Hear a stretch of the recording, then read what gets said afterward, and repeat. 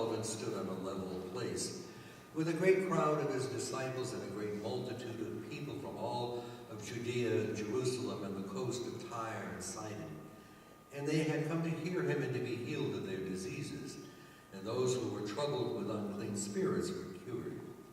And all in the crowd were trying to touch him, for the power came out from him and healed all of them. And then he looked up at his disciples and he said, "Blessed are you who are poor, for yours is the kingdom of God. And blessed are you who are hungry now, for you will be filled. Blessed are you who weep now, for you will laugh. Blessed are you when people hate you and when they exclude you, revile you, and defame you on account of the Son of Man. Rejoice in that day and leap for joy, for surely your reward is great in heaven, for that is what their ancestors did to the prophets. But woe to you who are rich, for you have received your consolation. And woe to you who are full now, for you will be hungry. And woe to you who are laughing now, for you will mourn and weep. Woe to you when all speak well of you, for that is what their ancestors did to the false prophets." The Gospel of the Lord. Praise to you, O Christ.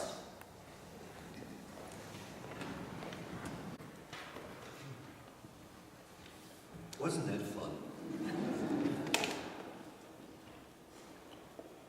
Maybe by the time I'm through with this sermon, you won't be saying it's so much fun. We have two versions of the Beatitudes, and Matthew's is up on a mount, on a hill. Sermon on the Mount. You all know, you've heard that before. Sermon on the Mount, and he goes through more blessings than Luke does, and also he does something different than Luke insofar as he keeps going and talking about what it is to live in this new way of life. Luke is different. He has fewer Beatitudes, and then he whacks us with these woes. Woe to you who are rich, who have everything fulfilled. And it is kind of like, did you have to say that after all that nice stuff? Now you're making us feel bad. Especially for those who do laugh now and who are hungry, aren't hungry, who are fulfilled. We who are laughing now, and all of a sudden, oh, you say, "I, Lord? You're talking about me?" But there's something even more incredibly important. And I want to prelude that with a wonderful story about a person I learned to love in my last church. And her name was Sonia. And she and her mother and father and brother came over after the First World War out of Germany and the destruction. There was nothing left for them. And so they came to the United States, and they immediately joined a Lutheran church where the pastor spoke German. And at the same time, they had joined this German club of those who had immigrated, and they got to have jobs. All four of them worked in order to make ends meet coming into this new land. And the first thing they spent money on was on a television, because that way they could hear English being constantly in their minds. And I remember Sonia saying, "I learned much English watching I Love Lucy," except her husband talked funny. So anyway, it was her game in life every week to learn a new English word, and she did this year after year after year. And one day, she was talking to me about books. What type of books do we like to read? And I told her that I like most everything. I like nonfiction, I like fiction, I like history. And she said, with her new word that she had learned next week, she said, "Well, Pastor, I see you are very promiscuous." And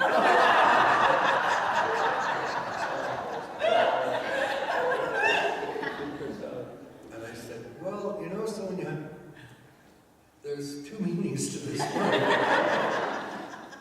And I said, and I told her what the other meaning could possibly be, and she was just, she kept apologizing week after week after week.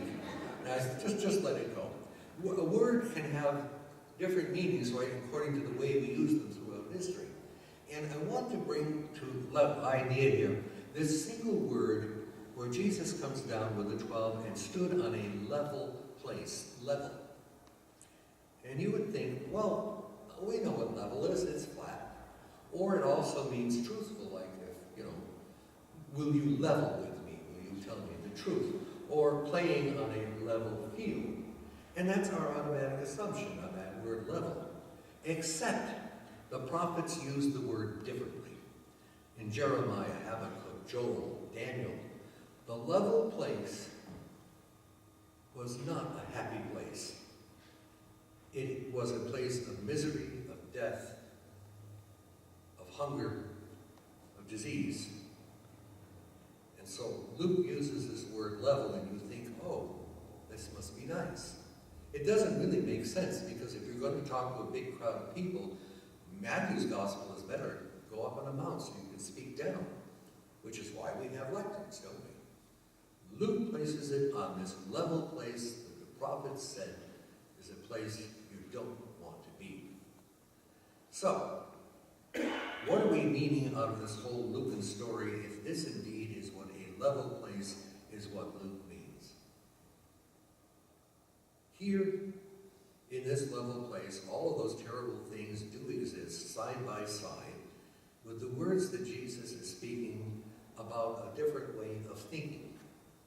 Because we are living side by side with those who want people to be hungry, who don't care if disease is rampant, who hold back sustenance. And there are these people who are called to be the followers of Jesus, and Jesus is telling them, I know what it's like for you right now. And you think to yourself, they're going to win, those people. But I'm going to tell you that even though you are poor, you are blessed in your poorness. And even if you hunger now, there will be a time when you will be filled. The problem is, of course, is that doesn't always come true, because all we have to do is look around us here and now, in our time, in our contemporary moment. But, nevertheless, the seed is planted, isn't it? That we walk on a level field side by side with those who don't want what we want. And so, churches such as ours every year stop to think about what shall we do in our outreach programs? How do we respond to our calling through the Holy Spirit to be people who follow the teachings of Jesus? And we do these things simply because over and against all of that is the people who would want us not to do this. We only have to look, for example, at the country of Yemen. We have a dictator there, and we have a dictator in Venezuela.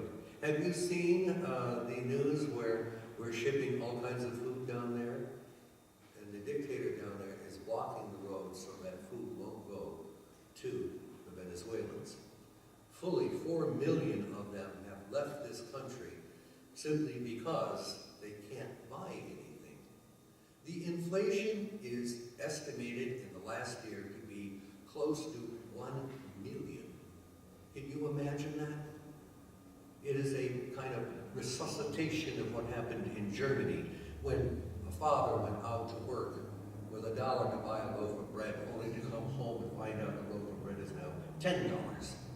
And they carry all of this printed money in wheelbarrows, and it's not even enough to buy a quart of milk. So all of this stuff is nothing new. It happens throughout history all the time. And so what we are called to do is to say, how do we get around this? Well, the political differences don't make it easy, do they? Because there are those who are in favor, there are those who are not.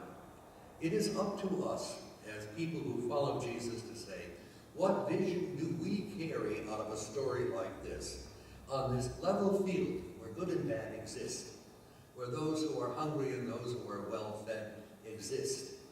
And there seems to be such a huge dichotomy in the world and how people live. But over and above all of that comes that message over and over, that somehow, without this vision, nothing will happen. As it says in the Old Testament, without a vision, the people have no hope. They die. They have to have something to hope for. So, in our coming year, as we plan things out, I think what we want to do is continuously to pray to the Spirit to guide us into that graceful way of thinking that says there are people who we will not allow to go hungry. We will not allow to weep, that we will not allow to be poor. Over and against odds that seem so overwhelming that the news that we hear on the television or radio or in print seems to say, where is God? If God is going to exist, it's going to come out of our hands. We always say that, don't we? God's work, our hands. Isn't that what it's all about? And if there is grace to be given these things, it is simply because people have come to believe that somehow in this level field that Luke talks about, where side by side good and evil exist, that somehow to have that vision that ultimately that good is going to claim people who are hungry now. I don't know, as I look across history, how these things happen. But I do know that we have to be vigilant. This past week, I was watching a program on Idi Amin and what he did to his country. And by the time he was through, 500,000 people were dead. You see, even though it's on the other side of the world, that doesn't mean that it's not on the same field or that level that we call ours. So, as Jesus once said, be as wise as a serpent, be as innocent as a dove. Not an easy thing to tread, is it? But by God, it's so worth it. To be those type of people who look at a text like this and say, even though we are rich, that doesn't mean that we cannot be generous. Even though we are filled, that doesn't mean that we cannot share our food. That even though we are laughing now, we will look at those who are with pity upon those who cannot laugh, and we will share the abundance of what we have. Luther once said that justification by faith is one of those things that bubbles up. He calls it a very busy type of faith. It's always kind of thinking about what next. What could we possibly do? And he said that's how it works. And he said, if there isn't anything there, then what you really have is a false faith. It doesn't make any sense. And so as a result, when we look at all of this, and even in our theological rationales of being Lutheran, justified by faith apart from works, the works are still good. And they're wonderful to be part of it. Because as we walk on Luke's level ground and we see what's going on around us, there ain't much that has happened that's different from the time of Jesus till now. Human nature doesn't change. There will always be those who will usurp power. There will always be those who will look upon the poor as something to be used, to be trampled upon. There will always be those who want to destroy. And there will always be churches all around the world, ours included, who will talk differently, who will talk in a way that gives hope and feeds, holds people in our arms, and says, we have heard the word, and we have come to embrace you, so that you will know that you are loved. What others despise, we hold dear to us. Oh God, give us the grace to do these things, to be the people who reach out, so that before they even reach the point of death, they will know that someone had touched them and the followers of Christ. And in that following, we fulfilled all human destiny. And Jesus said, and when I am lifted up, I will lift all of humanity to me. And that is our vision, isn't it? So, it's a good thing. Only question now is, how are you going to do it? And I would think that in a community like ours, which has so many creative people in it, that the possibilities are almost endless. And in so doing, we come together and the Spirit works in every one of you, as well as me, as well as the choir, as you sitting out there, that there's a possibility that somehow we will touch the lives of other people. Maybe not as Christ did, but certainly as his ambassadors. Sometimes ambassadors just have to work a little bit harder, because that level playing field that Luke talks about is a tough one to live on. But you already know that, don't you? All you have to do is listen to the news tonight. And as you do, and you see what's going on in the world, you can say that I live on that level field that Luke talks of, but I think differently. And in that thinking differently, the creation of God is renewed, and people's lives are saved. God, give us the grace to do these things, the good humor to take them on, to sing your praises, to walk with you, to eat the bread and drink the wine this morning that brings us the promise of forgiveness for what we have forgotten, and the renewed concept